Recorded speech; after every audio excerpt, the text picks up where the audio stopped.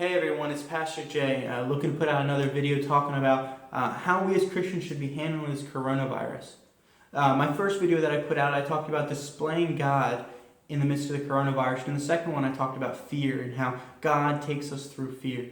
And if you haven't watched those two, I would encourage you to go back and watch those two videos. But today I want to talk about a different topic, and that's the topic of love. Love is a defining aspect to us as Christians. We're supposed to be loving people. So how do we do that when we are being told that we have to self-isolate? We have to cut ourselves off from those around us. We have to seclude ourselves. We have to do social distancing. How do we display love through that? I want to just share a couple thoughts about that. I'm going to be in Romans chapter 12 today. I'm going to start in verse 9. I'm just going to reference some things from verse 9 through verse 11. But verse 9 starts off with, let love be genuine. Let love be real. Let it be something that's not fake. And I find that very interesting because I think that there's a lot of times out there that we can have fake love. And in fact, I would say that around us we are being told by the government, by those in authority, that the loving thing to do right now is to shut ourselves off from the world, to go inside, to watch TV and play video games and hang out on the internet for a little bit and wait for this whole thing to blow over. And I'm going to say this, and it may not be the most popular thing, people may not like to hear it, but I think that that's a fake love. I think that if we're just secluding ourselves from the world, that's not necessarily the loving thing to do. That's a fake love. It's not something that cares for those around us. It's something that kind of secludes ourselves. Now, I need to stipulate that by saying I am not telling you to go outside and interact with those around you. We do need to maintain social distancing. It's the healthy thing to do. It's what's going to protect you. It's what's going to protect those around you. We need to, continue this self-isolation. We're going to be continuing that for at least another month at this point in time. But then how can we be loving? How can we have genuine love in the midst of this? I'm going to give you guys 3 things real quick right here. And they're all found in Romans chapter 12. And the first one is to have a fervent love. Have a love that actually cares and is willing to go the extra distance. What it says here in verse 11, it says, do not be slothful in zeal, but be fervent in spirit. Now, I was going to bring in, my daughter has a stuffed animal of a sloth, and I was going to bring that in and show you guys. Unfortunately, when I went to take that this morning, my daughter threw a fit about it. She really wanted her sloth, so I didn't have the heart to take it away from her. So if you guys just picture in your minds a sloth, sloths are very slow, they're very lethargic, they're very lazy. And Paul's saying, don't be like that in the way you love people around you. It means taking the effort to go out into the world. Because here's the thing, you are not going to accidentally bump into a friend at school. You're not going to see your friend at work. You're not going to see friends at church. You're not going to accidentally bump into somebody at the store or at a concert. That's just not going to happen right now because none of those things are happening right now. You're not going to accidentally see people. If you want to get in contact with someone, you have to reach out. You have to be proactive. We need to have a proactive love during this time. That's how we do things. And the beauty of it is we have the technology to do that.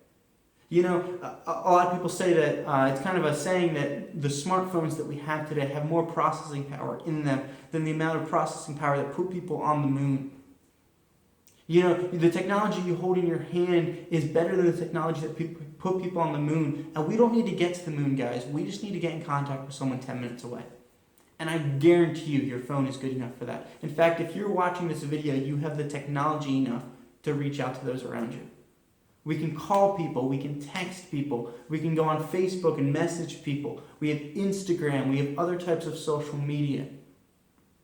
We have FaceTime. If you have an Apple phone, you can FaceTime with other people. If you have an Android phone, you have this thing called Google Duo, which is essentially the same thing. You can go face-to-face with people. If you want to get a group of people together, there are programs like Zoom and there are many other programs out there that you can get a group of people all on a video chat together all at the same time. We have the technology to do this, guys. We live in a day where we can stay in our house but stay social with those around us. And we have to care about doing that. We have to be proactive about doing that. And that brings me to my second thing that we can do that's loving. The first one is, have a fervent love, have an active love. The second one is have a prayerful love. Here in verse 12, it says, be constant in prayer.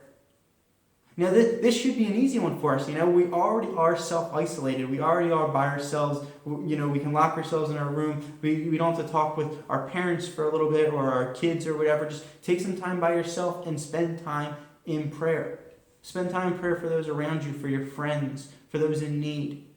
We have so many things that we can be praying for during this coronavirus, and I would encourage you to do that, to have a prayerful love. And that brings me to my third point. The third one is have a hospitable love. This is what it says in verse 13. It says, contribute to the needs of the saints and seek to show hospitality. Here's the thing, guys. We don't need to be face-to-face with someone to show them hospitality. We can do things like get in contact with someone and say, hey, is there something you need? Maybe someone needs food. That's something we could do. Maybe someone just needs someone to go to the grocery store for them. That's something you could do. Maybe someone needs some financial help, and if you're able to do that, I would encourage you to look at those around you, say, who needs some help here?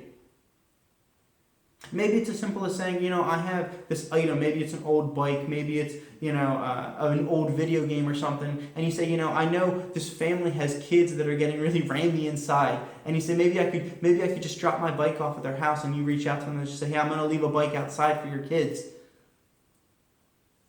Or maybe it's, saying, is there something I can do to help maybe get a game going online? Maybe just do something with kids. Or maybe you are a kid and you're wondering what you could do. Maybe you could make a card, write a handwritten card to your grandparents or to somebody who's older than you and send it out in the mail to them. Now, I guarantee you someone will be glad to receive a card from you. But it takes actually having some thought. We have to spend time thinking about how we can be hospitable to those around us. It takes time to actually stop, sit back, and think. It's not the easy thing to do. And this is how I want to wrap up. Love is not supposed to be the easy thing to do.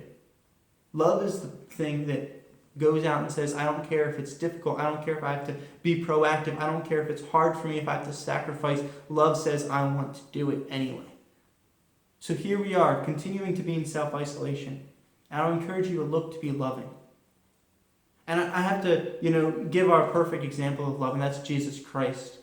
And Jesus Christ, when he was in heaven and he looked down on the sin of man and we were sick in our sin, and Jesus did not self-isolate himself in heaven.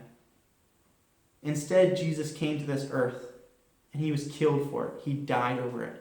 But he did it because of love. So we need to be loving today. How are we as Christians being loving? That's something that you guys have to think about. That's something that we have to, brainstorm about to come up with an answer for. But it's something that we have to do if we're going to be people who love God and love others. Well, I'm going to wrap up the video there. I'm going to be hopefully posting another one soon. Stay safe, stay inside, stay healthy, and continue to love people. See you later.